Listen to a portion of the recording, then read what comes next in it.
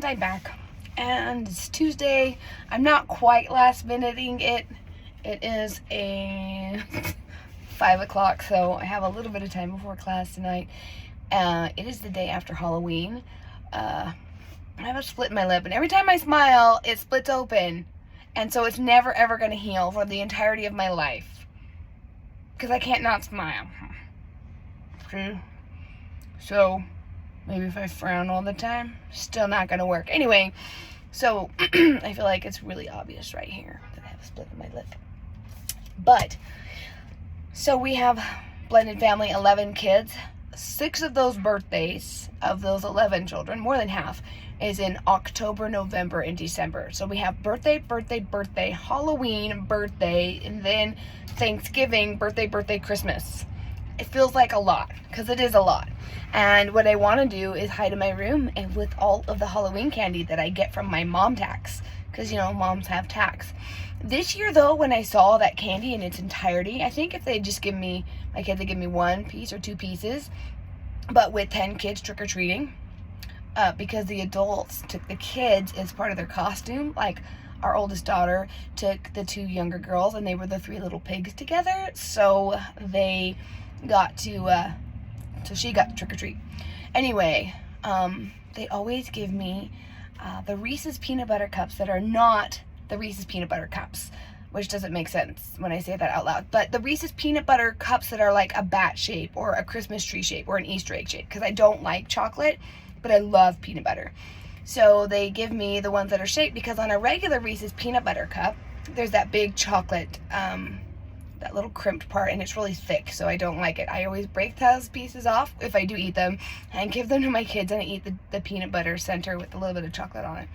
So I had like 20 of these bat and pumpkin shaped Reese's Peanut Butter Cups, because they don't have that thick chocolate around the edges. And I think if I had just gotten one, I would have just had one and been like, okay, there's that one. Not, I don't eat sugar.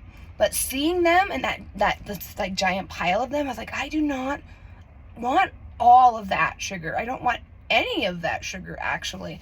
So seeing it in that giant pile was helpful to keep me. I don't know what it was visually for me that kept me from eating it. But we do have a birthday party today, which is November 1st. One of our boys is turning 11, and we're having a giant pizza party. And I bought, hold on, so I went and I bought, it's probably backward, yep. This is the California Kitchen's cheese, it's the cauliflower crust pizza, which I absolutely love. And I'm getting that because I know that I don't feel good. Sorry, I was trying to put that away. That didn't work. I know that when I eat pizza, I don't feel well, but I love pizza. Pizza is one of my most favorite foods. I love pizza. One of my other favorites is probably French fries. Hot, crispy French fries I love. But pizza has my heart. So in trying to make better food choices, I grabbed a California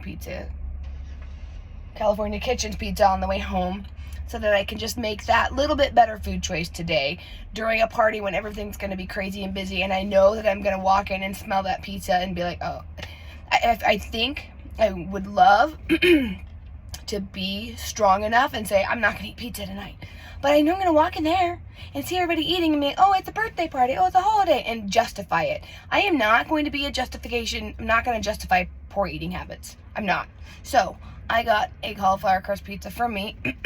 Sorry, I'm getting messages from my kids as I talk to you on the phone, in the truck, in the parking lot when I'm buying my cauliflower crust pizza. So I am not going to be, I am not a justifier. That's one of my ideas. I'm not going to justify my behavior. I'm not going to say, well, you get to yell at your kids because you had a long day at work and they didn't do their chores. And I mean, I'm not saying if you yell at your kids, you're a bad person. I just am trying not to yell at my kids. So I don't want to justify it. I don't want to be a justifier. I want to do whatever it is I can take. I'm going to make a video on the way home in the truck in the parking lot of Safeway, so that when I get home, I'm not trying to shush 10 children to make a video, right? So I'm not going to justify my behavior in yelling at them to keep them quiet. I'm going to change my behavior in order to facilitate my goal. My goal is to not yell at my kids as often.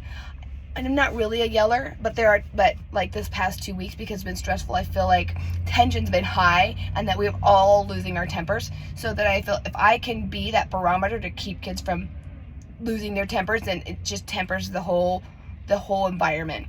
So if I can change my behavior and I can change, my behavior in order to change the outcome I want.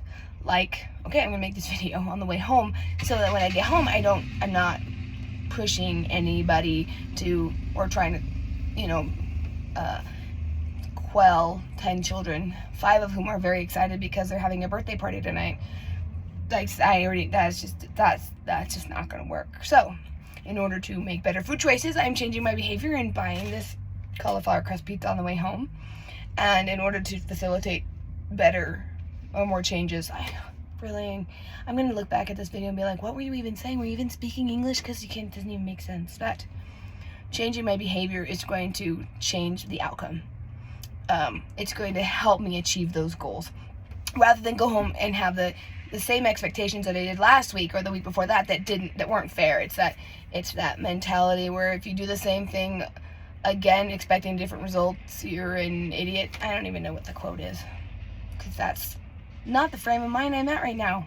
I'm in the frame of mind that I'm in right now. Anyway, today's spark idea was, let's try to change your behavior to help change a trajectory that you're headed, so you can change the outcome. And I feel like with just a couple little tweaks, I'm able to do that. Take a minute on the way home. I just like rolling the window down and letting the wind blow my hair and take deep breaths, and then I'm ready to be home with my kids and help with homework and the barrage of questions and information and the overload of stimulation that I have when I get home to 10 kids.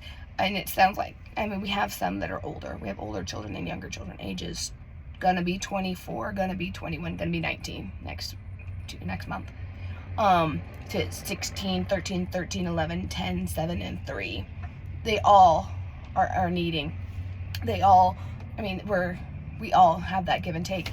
So on my way home, taking deep breaths, sometimes listening to music, but mostly not. Just like reflecting on my day, reflecting on my home, reflecting on my children, and trying to just anticipate what's going to happen is really helpful. And then lastly, changing what I eat in order to make better food choices, changing my food I'm buying, and to change my behavior and make this video now. Anyway, thanks for watching. I think the little things do make a huge difference, and we'll see you next week, or you'll see me, however it goes. Bye.